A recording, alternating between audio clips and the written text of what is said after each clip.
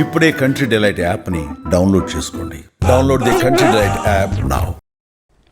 Now it is the address by Honorable Nara Lokesh garu, Minister for HRD, Government of Andhra Pradesh.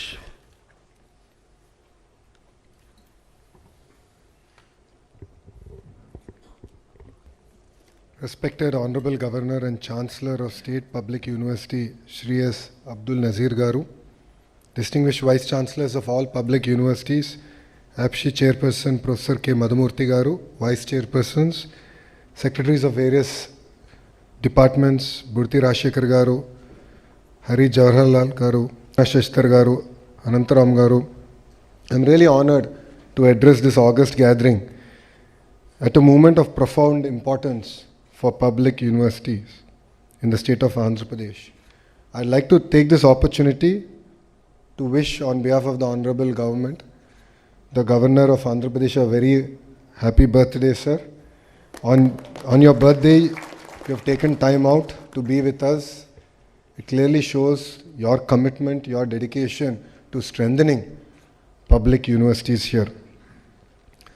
The Honorable Governor, Shri S. Abdul Nazir Garu, comes with deep commitment to justice, constitutional values, equity and education. When I first became the minister and I called on the Honorable Governor, Sir was very clear. He gave me a clear mandate that we should make state public universities proud again. You know, his career is a clear reflection of discipline, integrity and what determination can achieve, and stands as a role model for the youth of Andhra Pradesh. Sir is a shining example to every student of what courage and character can actually deliver. Personally, I am deeply indebted to the Honorable Governor, Sir, for being my philosopher and guide. Sir, I'd like to thank your guidance whenever I meet you and your words of wisdom that continue to lead this department forward. This conference is not a routine meeting, nor is it merely a review of administrative progress.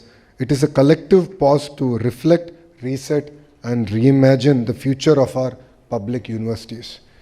Institutions that shape not just careers, but the intellectual and moral foundations of our society.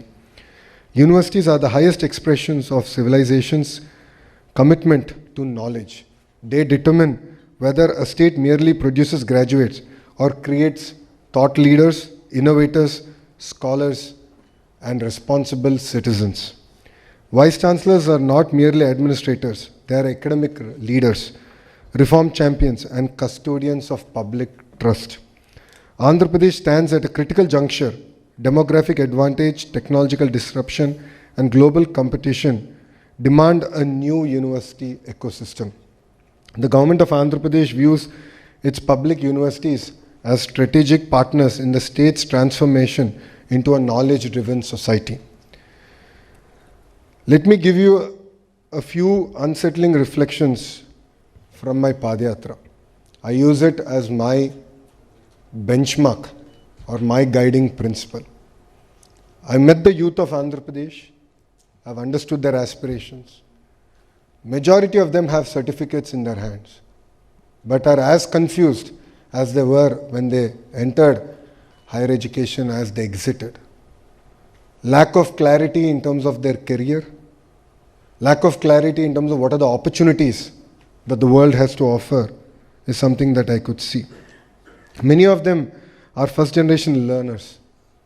Many of them come from rural backgrounds. All of them had degrees, but they still have uncertainty in their eyes. And all of them ask me this question. I have studied with great sincerity. I am here. But where do I belong now? What is my future? You know, when I was asked by the Honorable Chief Minister on the options of portfolios, as a minister, I personally requested that I be given HRD, because I believe that this is the portfolio where true transformation can actually happen. And this portfolio can not only shape the future of youth, but actually make them leaders of not only our great land, but also global leaders. So when I met the Honorable HRD Minister in Government of India, Dharmendra Pradhan ji, he jokingly said that this is the first time he has seen a political heavyweight being given HRD. And I merely stated to sir that this is the importance and seriousness with which we are treating the entire HRD ecosystem in the state of Andhra Pradesh. I want to focus on 5 core issues in higher education. First is what is taught and what is needed. The issue of relevance deficit. Access without quality education is the challenge we are seeing today. Obsolete and static curriculum is the second challenge that I personally have seen. And a low global competitiveness in our degrees. As all of you know, I'm lucky to have an MBA from Stanford University, and recently I hosted Stanford alumni and current students over a dinner. And to my surprise, I got to know that Stanford, the Graduate School of Business, which runs the MBA program, revised its entire curriculum all over again. So they did this when I was part of, when I was doing my MBA there. They did it once and they're doing it all over again. Now, how many times have we done this reset? It's not mere improvement, it is a reset of their curriculum. So I would request all Vice Chancellors to look at this. Second challenge is degrees without livelihoods. Poor internship, apprenticeship and placement system. There's no credibility for the degrees that we are awarding. And there's a complete academic isolation from the industry that we today struggle with. Third is our publications without purpose. Research, innovation and knowledge impact gap continues. Research quantity is focused more than on the impact of the research that is being done. Weak innovation and startup ecosystems in our institutions. Poor IPR, patenting and commercialization is the other challenge I see under this bucket. Fourth is administration over academics. Inordinate time is going to focus on administration and not on academics. I understand that we are going through a phase of governance, leadership and faculty challenges in our institutions. I understand that these are not decisions taken by us. There are some legacy decisions that are haunting us. But these are challenges and we need to build on it. And all of us have to give more time towards academic rigor. We have to spend time to motivate our faculty, build capacity, and ensure that decisions that we take are driven by data and not merely past precedences or practices. The fifth bucket I like us to think about is universities where students endure, where students experience equity and sustainability is very, very important. Currently, I truly believe that poor student mentoring and well-being and support is our challenge. Greater emphasis has to come here. Financial stress and unsustainable funding models continue to have challenges on our institutions. So we have to learn to at least start on the journey of financial independence. All of your institutions have created world-class talent. Their CEOs who are heading Fortune 500 companies, Andhra University in particular, should be singled out for it. So we have to tap into that network. We have to build financial independence. And this is something I would request all of you to look at it. Definitely regional, social, gender imbalances is another area that we need to focus on. I believe that higher education today suffers from these 5 structural gaps: quality without relevance, degree without employability, research without impact, autonomy without leadership, and access without equity. So I sincerely hope that today's VC conference shall at least start on the journey of addressing these core issues. I believe that merely one conference is not enough. Consistently, on a systemic manner, under the leadership of the Honorable Chancellor, we have to continue to focus on this. I also want to quickly propose a few solutions here. One is, of course, academic quality and relevance. Greater focus on what is being taught and what is needed.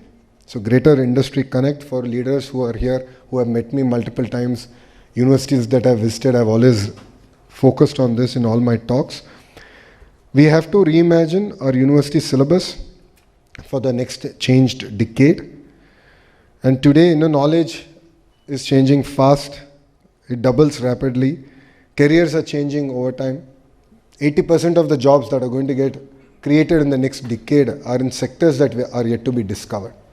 Those are the kind of challenges that we as academicians are being faced. So we need to tune our entire academic rigor in that focus.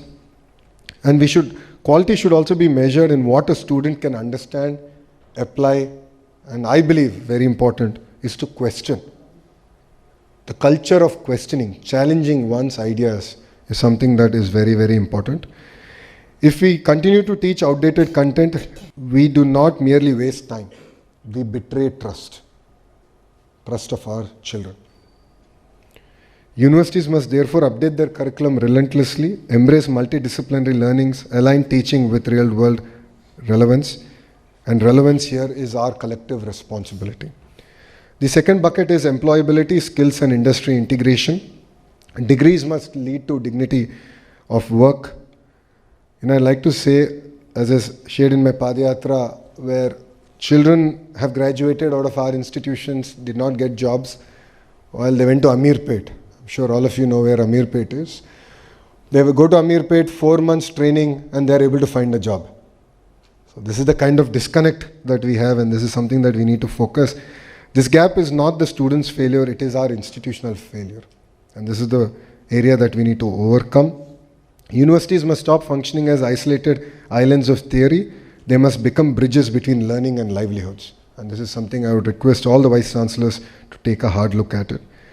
And internships, apprenticeships, industry designed courses, alumni mentoring are no longer optional or add-ons. I believe that they are going to be a core to our entire academic responsibility. Third bucket is research, innovation and knowledge impact, moving from publications to purpose. So research is the soul of a university. But let us be honest, if research remains confined to journals, only few read it and very few use it. So we must also ask ourselves, whom are we serving? True purpose of research is not promotion but problem solving. Water stress, climate vulnerability, agriculture productivity, value chains, public health, nutrition challenges, urbanization, sustainability. These are the challenges that we now need to solve. And universities must respond not as spectators, but as solution builders. Innovation, startup, patents, and technology transfers are not distractions from academia. They are extensions of our academic responsibility. I was asked this question in any admissions event I do on behalf of Stanford University. They asked me, why Stanford? And the major reason I keep saying is that one, we attract global talent, but the second is there's greater learning outside of classroom than there is in the classroom. So a lot of conversations that I had with my peer group, a lot of the learnings, cultural learnings that I have gained was outside the classroom, over a lunch, over a dinner, while we used to drive from one class to other class or walk from one classroom to the other classroom. So these are things that we need to build more and more in our institutions.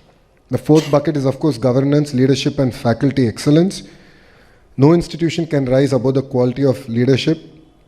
To all the Vice Chancellors here, all of you know, under the leadership of the Honorable Chancellor, the process of appointment was done in a very transparent manner because we believe in your background, the academic rigor, the focus that you will bring to these great institutions.